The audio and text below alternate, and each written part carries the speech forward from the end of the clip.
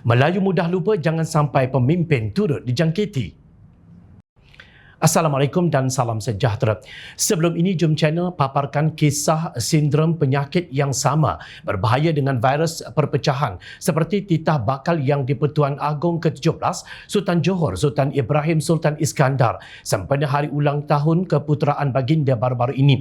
Virus ini berpunca dari pemimpin politik yang sanggup berbalah, caci-mencaci, menabur fitnah dan memecah perpaduan rakyat demi mengejar kuasa dan kepentingan sendiri titah baginda.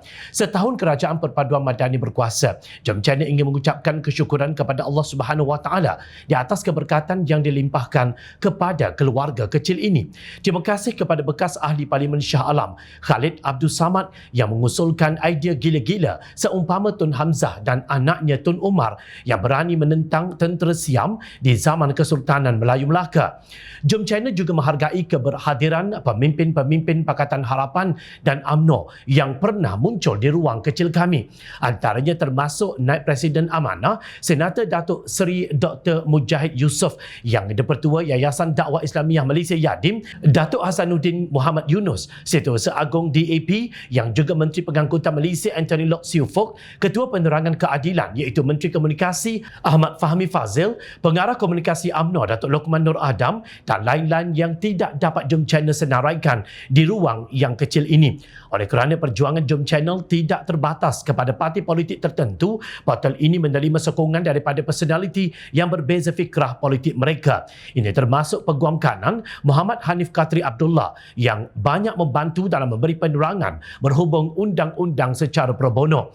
Begitu juga Ustaz Dr. Abu Hafiz Salihuddin yang banyak menyumbang pandangan berhubung hal ehwal agama Islam. Justru selaku media bebas yang memerhati gelagat pemimpin dan orang di sekeliling mereka, Jom Channel amat terkesan dengan titah Sultan Ibrahim.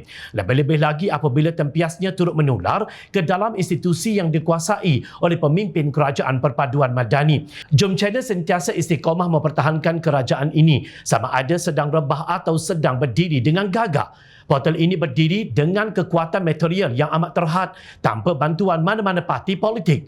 Biarpun pernah berhadapan dengan pihak berkuasa di Bukit Aman semata-mata kerana kami bercakap benar. Tetapi ini tidak mencairkan semangat pasukan ini daripada kegentaran. Walaupun Jom Channel tidak berjuang dengan menggunakan meriam dan tombak seumpama Tun Hamzah dan Tun Umar yang disebut dalam sejarah Melayu, kami tetap meneruskan perjuangan dengan serangan secara cyber.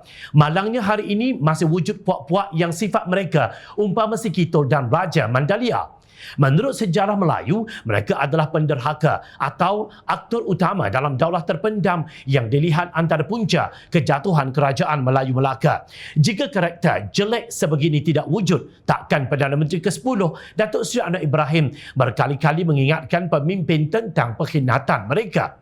Kalau kita baca sejarah Melayu, orang khianat itu dua namanya, iaitu Raja Mandalia dan Si Kitol. Si Kitol oleh kerana khianat, Sultan Melaka hukum sula terhadap dia. Tahu sula macam mana? Dia cucuk dengan buluh dari bawah sampai ke atas. Sekarang jangan buat macam tu. Saya cuma nak cerita sebab ini sejarah. Lepas itu, rumah dia dipecahkan dan dihanyutkan ke laut. Tanah tapak rumah dia dikikis dan dibuang. Jadi apa pengajaran kepada orang Malaysia, khususnya orang Melayu?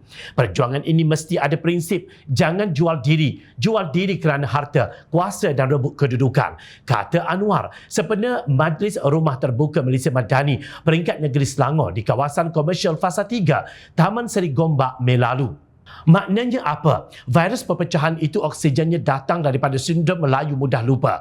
Mereka lupa tentang pengkhianatan Si Kitol dan Raja Mandalia yang berpura-pura menyokong tetapi meruntuh dari dalam. Akhirnya, penyokong sebenar dilupakan. Sejarah Melayu menceritakannya. Sejarah negara mencatatkannya. Jom Channel tidak menuntut projek yang menjadi anak menantu jutawan segera.